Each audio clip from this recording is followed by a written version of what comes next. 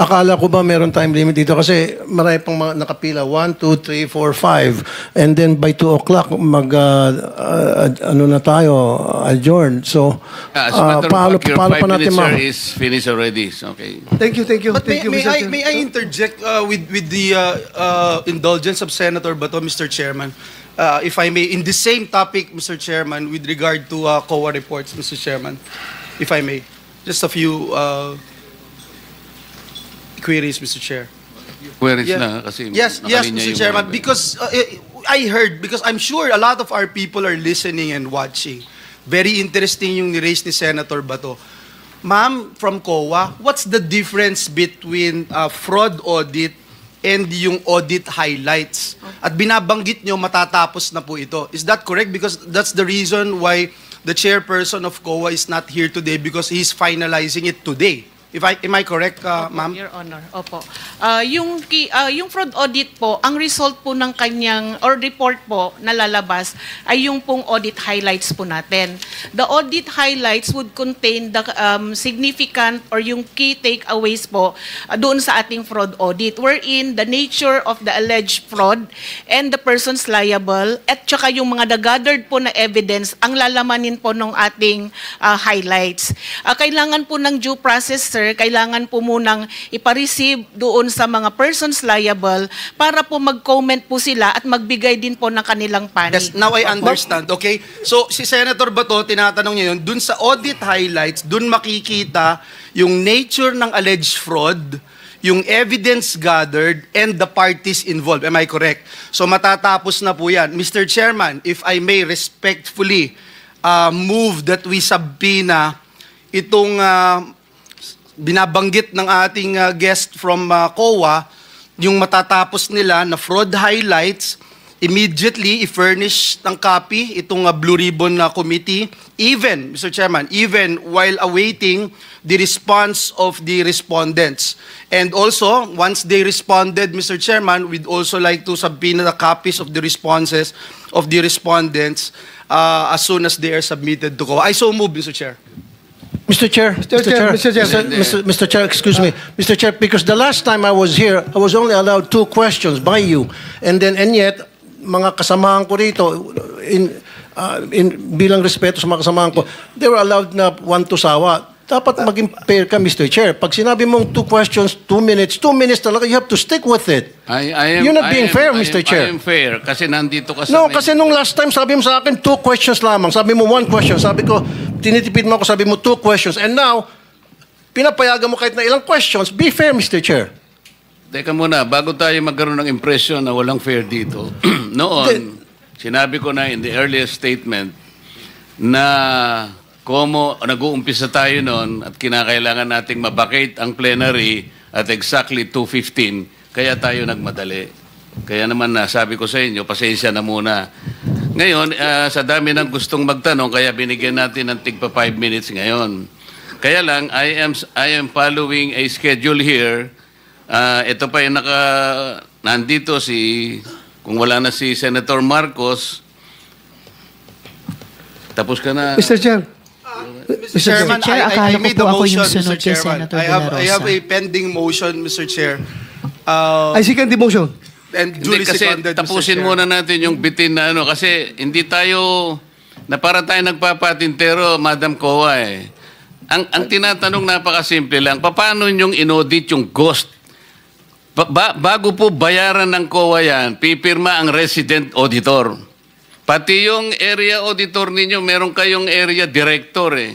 Ibig nyo sabihin na bayaran ito nung walang pumirma na auditor? Your Honor, ganito po yung procedure natin. Wala na po tayong pre-audit, kaya po ang nagbabayad ay ang pumipirma na lang po. Wala akong pakialam sa pre-audit. I'm not asking you about the pre-audit. Meron kayong post-audit eh. Yes, Your Ito Honor. nangyari, ghost project eh. Opo. Tapos na tapos pero walang nangyari.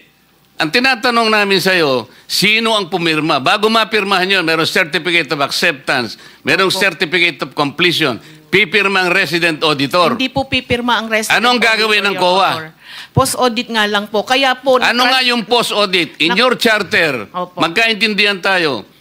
Ito yung inyong charter, sample of services listed in COA Citizens Charter. Financial audit, performance audit, compliance audit, fraud audit, special audit, notice of disallowance, notice of charge, notice of suspension. Among these, alin ang aakma doon sa performance ng contract? Opo. Nasaan kayo? Papasok po siya sa compliance, sir. Sus Mariosep, Opo. wala nga ang compliance eh. Ganito po, Your Honor, marami pong observation ng mga auditors natin pagdating po sa compliance nila sa procurement. Sinong mag-a-avail ng compliance? Sino yung auditee? DPWH po sa case po natin ngayon, Your Honor. So anong nangyari? Marami pong observation ng mga auditors natin, sir, pagdating po sa compliance nila ng 9184. Kapag ba ang chairman mismo ang pumunta rito, he can present better questions than you, answers than you? Pareho lang din po yung isasagot, Your Honor. Kasi ganun Pareho po yung proseso isasagot. natin. Opo. O, sandali lang. Let us follow the... Mr. Chair. Mr. Chairman, Mr. Chair.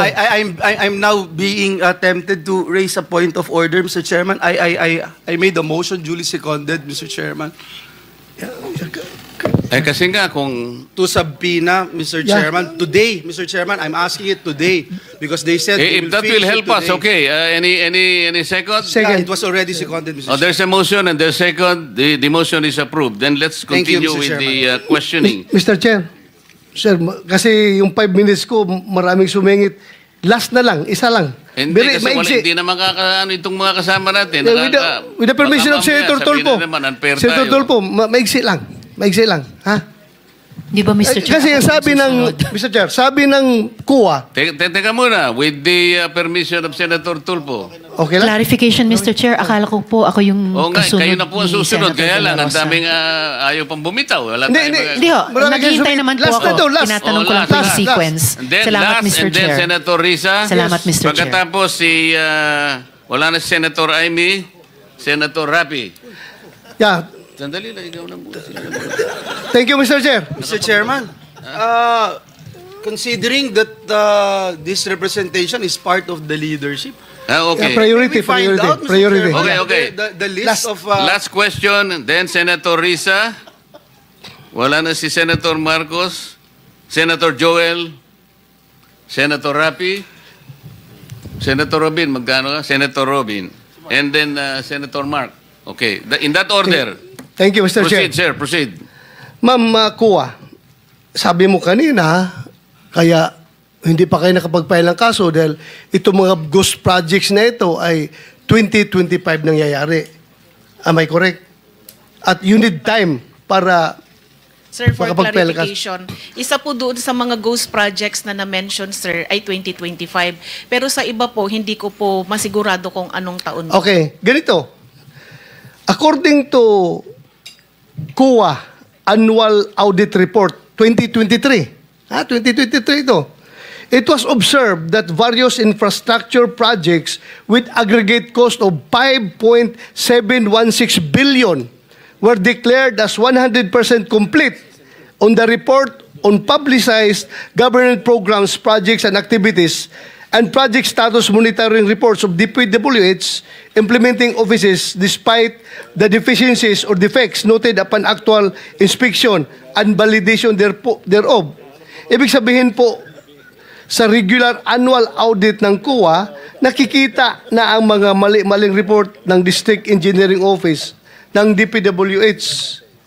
So itong mga 2023 na mga problema, wala pa kayo napailan ng kaso nito? Your Honor, yung iba po dyan kasi, kinorek na nung contractor yung mga noted deficiencies. Yung iba naman po, nagbayad na po yung mga persons liable. At doon sa mga nakorek, kahit nakorek po, meron din pong mga pinataw or nakolektang liquidated damages po. So, meaning, wala talaga nakasuhan kasi naayos nila. Naayos nila ito lahat. Kasi 5.716 billion pesos na projects. Sabi maraming deficiencies. Tapos Po yung wala total- nakasuhan. Yan po yung total contract cost, Your Honor, yung 5.7. Yes. Opo. So wala nakasuhan ito. Itatanong ko po kasi, Your Honor, consolidation po yan sa lahat ng regional and district engineering offices. Yes, I hope, Opo. ma'am. That's your mandate. That's your mandate. Kukunin po namin sa mga regional auditors Yeah, po gawin natin po ninyo. kung meron po silang mga finailan po para po dyan. Salamat Opo. ma'am. Thank you po, Thank you Your very much. Honor. Mr. Chair, I'm done. Thank you, Maraming salamat. Senator Risa.